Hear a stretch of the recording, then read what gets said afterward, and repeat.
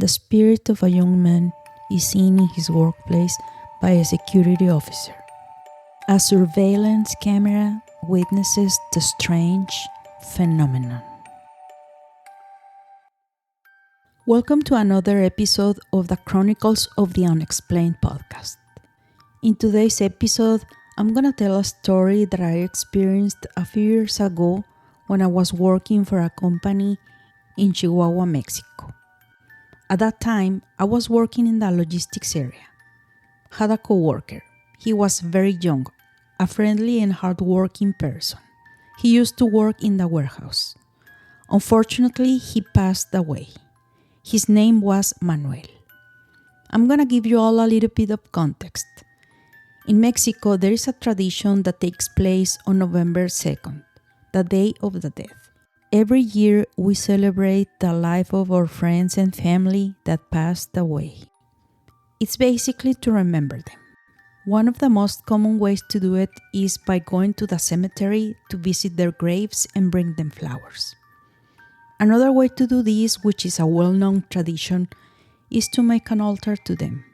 And it's basically an offering that represents the reunion with a ritual that summons memory. The altar basically consists of a table on which a photo of the deceased person is placed, decorated with specific items that have several meanings, such as salt.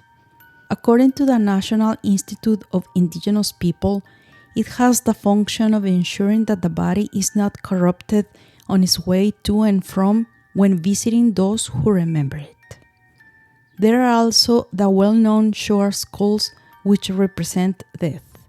The bread of the dead alludes to the Eucharist. The glass of water helps to quench the thirst of souls after a long journey. The candles with their light scare away the spirits.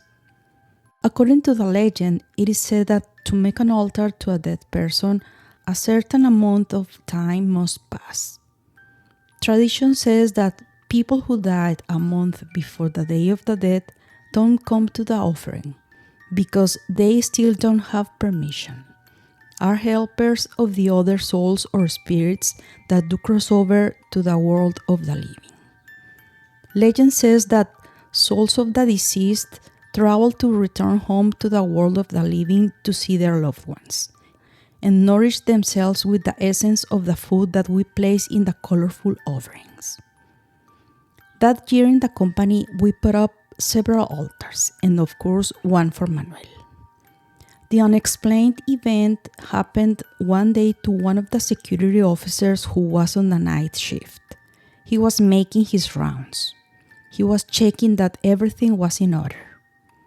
They, within their role as a security personnel, have established schedules to check certain places, and they have to fill out their log with the time and details observed. This security officer, let's call him Carlos, because I don't remember his name. It's important to mention that it's common in Mexico night shifts in the manufacturing plants. However, certain areas were lit while most remained off. That day there were a couple of production lines running. There were 3 security officers. Carlos had to go check one of the office area on the 2nd floor. Something important to mention is that all administrative offices were on a 2nd floor except for the logistics offices which were located in the warehouse area.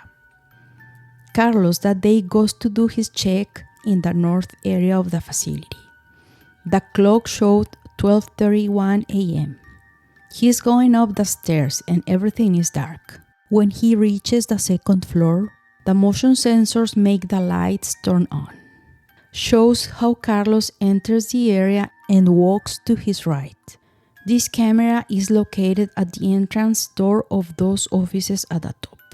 So you can see from the top when people are walking through the corridors between the cubicles.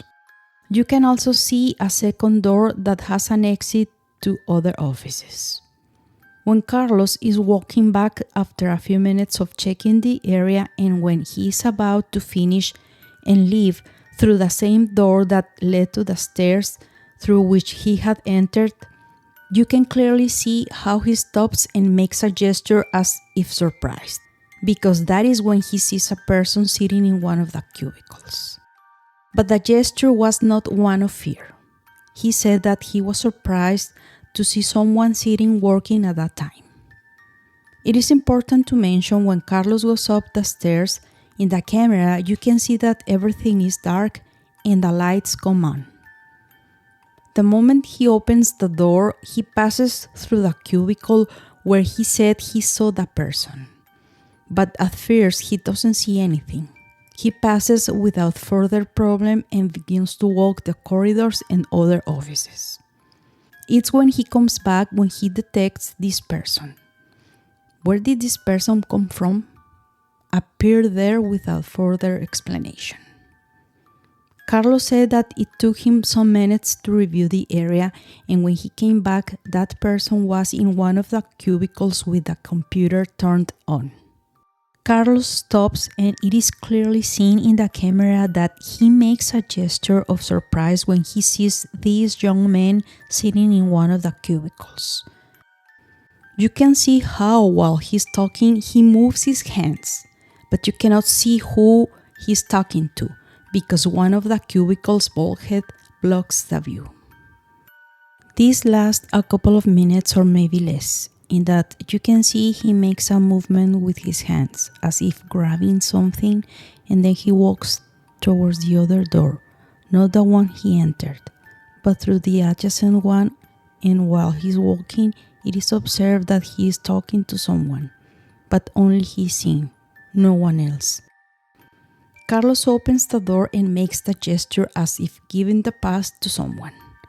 The door closes and you can no longer see him. On the other side of that door there were a few cubicles and stairs to the first floor. When Carlos was passing through this area, he reached the point where he lost sight of the young man. He searched and didn't see him. The most logical thing was to think that he had already gone down the stairs. When Carlos went down to the first floor, there was another security guard right at the foot of the stairs, and Carlos asked him, "Where did he go?" And the guard says, Who are you talking about?" And Carlos says to him, "Well, the young man who was just come down." To which the guard replies, "No one has come down here." Carlos says, "Oh, it can be. It's a joke, isn't it?" Carlos insists. And the other guard replies, "I'm serious. I haven't seen anyone pass by. It's not time for people to be in the offices. Come, let's check the cameras to convince you." Before checking the security cameras, Carlos writes down the events in his log and manages to describe what happened. It turns out that at 12:35 a.m., when he was making his rounds in the office area in the north of the building, everything was going on normal. Until when he was going to the exit door, he noticed there was a light as he was walking and getting closer. He noticed that there was someone sitting in front of a computer. He was surprised. Nobody was there before. He comes up to this person and says, "Good night. What are you doing here?" The young man turns and replies, "I'm working." Carlos says, "What's your name? Where is your badge? Do you have an ID?" And the boy's response was, "No, sir, I don't have ID, but everyone knows me here." Carlos said, "What department are you from?" And the boy replies, "From the warehouse." "But why are you here at this hour?" Carlos asks. "You don't even have a badge. How did you get in?" The young man replies, "I still belong here." Carlos says, No, you can't be here. Come on, let's go." Carlos begins to walk and says that the boy was coming with him, and they were talking normally. The two leave the area through the adjacent door. After this, Carlos made a quick stop on his way out to look at one of the offices, and the young man was with him. When he turns in a matter of seconds, he didn't see him anymore. He went to the other door to go down the staircase, and that's when he asked the security officer who was on the first floor where the young man had gone. After the conversation with the other security officer, they went to check the cameras. Is when Carlos realized that indeed there was no one, and that all the time he was talking with a ghost. This of course impacted him a lot, to such a degree that they had to take him to the infirmary. During the investigation, the security manager asked him, what was that person like? And Carlos described it in great detail. Details such as he was short in stature, had black hair, a mole in his cheek, and he said was from the warehouse. Everything matched. Sadly, Manuel is infected with a terrible disease, a disease that in the 80s was a taboo, and unfortunately every person who contracted it was diminished in such a cruel way, as if the simple fact of being close to it was going to transmit the disease, when we know that isn't true. This happened in the early 2000s. I personally was able to see that video, which impacted me, because clearly Carlos was talking and seeing someone. All the gestures indicate that, but the witness is the camera. There was nobody there. This confirms once again that we are matter and the spirit doesn't die. I was lucky to have him as a co-worker. I remembered the last time I saw him alive, he was at the printer and looked sick. However, he was there, working. He was an excellent person, and I can assure that his spirit continued to haunt the offices and racks of the warehouse, since it was not the only time that people saw him. There were several stories from different security officers. I think his spirit was still there because his warehouse mates always respected and supported him. I remembered well that he was moved to a less stressful position considering his illness. I don't know if the altar we made for him was the cause of his spirit haunting the plant. What I can say is that he is remembered with affection, and this story I tell is done with all respect for him.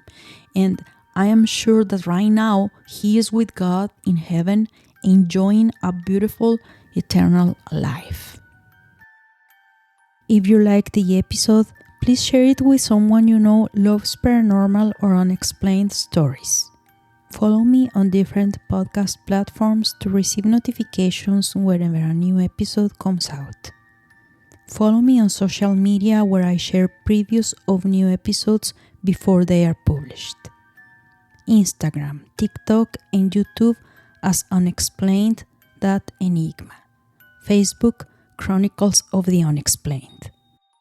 Thanks for listening, and see you all in the next unexplained story.